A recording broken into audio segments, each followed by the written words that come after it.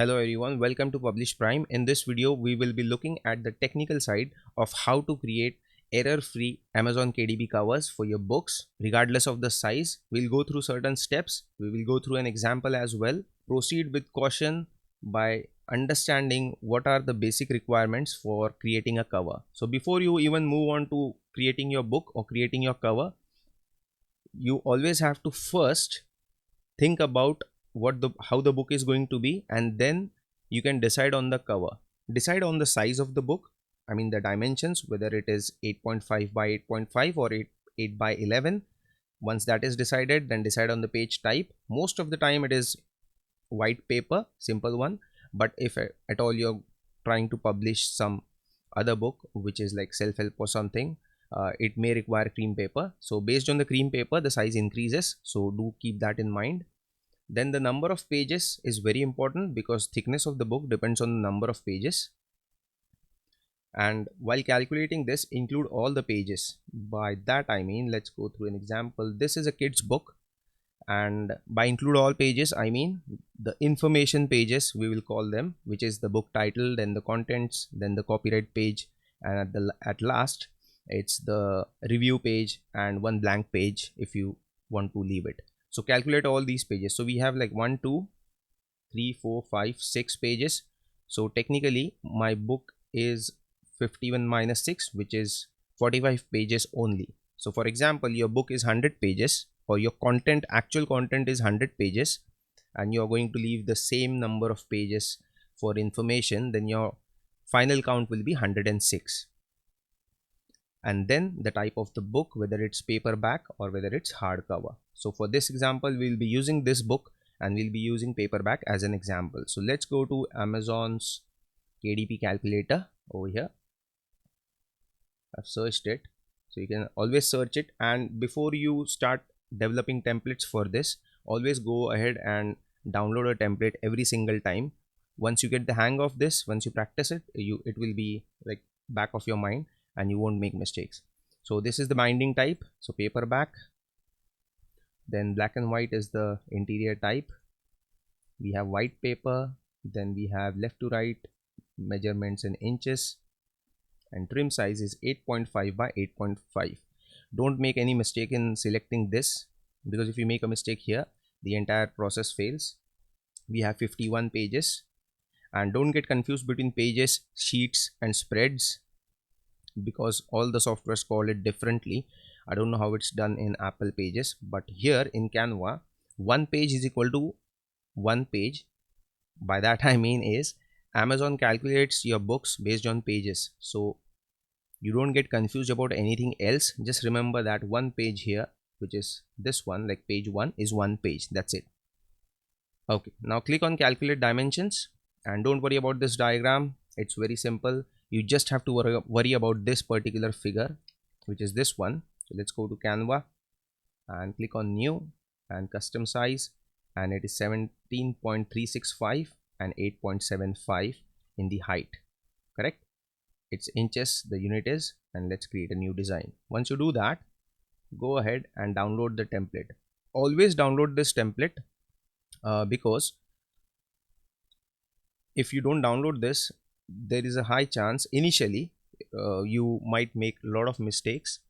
So once you extract that downloaded template from Amazon, you will get two files, which is one is PDF and another one is image. Just drag and drop that image file over here and still drag this on the edges. And how would you come to know that this image dragging is correct? Because once you drag it like this, holding this corner and leave it here, it should fit exactly. If you see, there is no white space, or I have not stretched it beyond this like this, it's exactly fitting in here.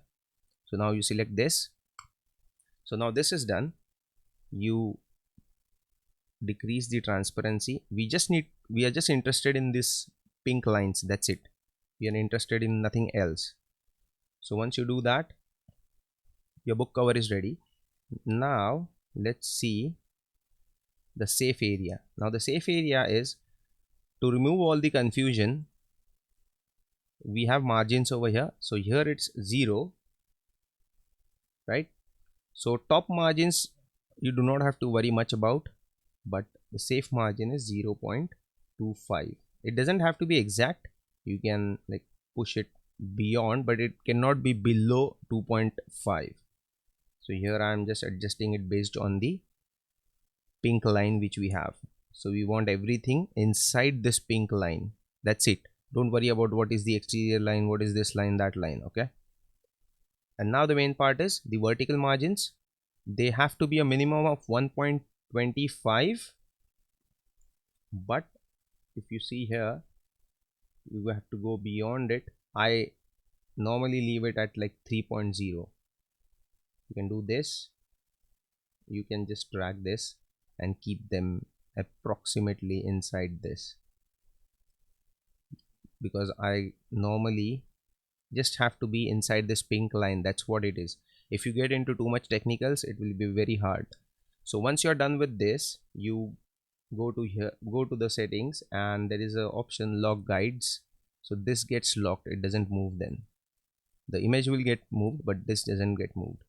So now let's put something to have look at. So book title. So I'll just put a book title over here. I'll duplicate it. The shortcut to duplicate is Alt and you can drag it. Title, subtitle. About the images, let's go through elements and search for kids, so you will understand what bleed is and what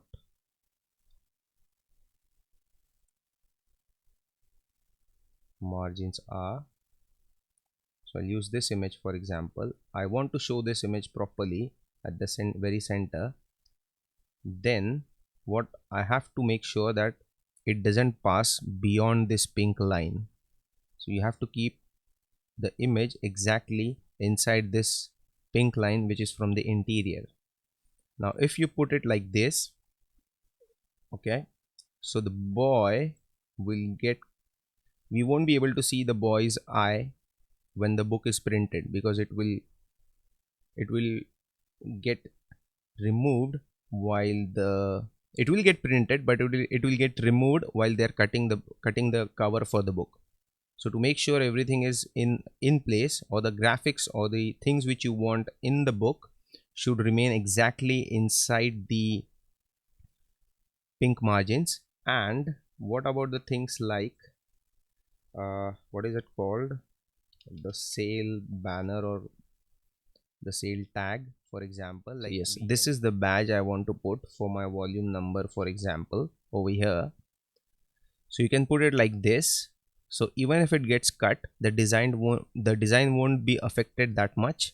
And here you can add text like this, subheading, and you can say volume 1. We'll change the color and we'll make it a bit bigger. So now understand this, when you make this change, if I put the volume here, it is going to go out because it is beyond the pink line. So make sure that it's inside the pink line and inside our margins which we have marked, and don't keep anything close to the margin very much, again that affects. Now this is illusion that there is a lot of space at the top and less space at the bottom, but that's not the case, because this is going to get cut anyways. So just keep it approximately like that. And now similarly you can do whatever you want at the back. We'll just keep it like this for the sake of it. Now while exporting, delete the background, and then please note that if you miss checking the crop marks and bleed, your cover size will not be perfect and it will give you an error, because we have selected the entire cover page while selecting the book cover, or while creating the book cover like this. We have used this particular dimensions, which are overall dimensions. Okay, so let's export it now. And now I have opened a book which I have kept it as a test. I do not publish this particular thing, so it's a Sudoku kind of book, I guess. So I'm just using it for 8.5 by 8.5 understanding. So we'll just move and We have downloaded the cover page. It's not getting downloaded, so let's download it with whatever name we want, and then directly go to the book cover. Understand my size is 8.5 by 8.5. Upload your cover. We'll select this one which we just created, and now you have the perfect cover. Before you leave, please understand that the volume text which I mentioned earlier, I deliberately kept it misaligned because I wanted to show you this. So if you keep it to the top, there is more blank space at the bottom. So understand that, keep it according to the inner pink line, which is what I was referring to all the time. So if you keep it inside the pink line and refer it as the margin or as the marker to align your text or elements, it would be much more better. So this is somewhat here, and here was the pink line, which is this margin over here, which my mouse is hovering upon. So you adjust it based on this line, not on the image which you see in the background. So it should be somewhere here so that it looks properly in here. So that's it guys, you just have to approve it, and this is my test thing, so I don't need to approve it. So this is how you create a perfect cover every single time. And once you get the hang of it, or once you have the book sizes defined, that every book is going to be 108 pages with all the defaults which we discussed earlier, you can create a template in Canva and make a copy of it and create a new cover for your book every single time. Please let me know in comments if you have any questions or concerns, and I will help you out quite easily. So thank you for watching.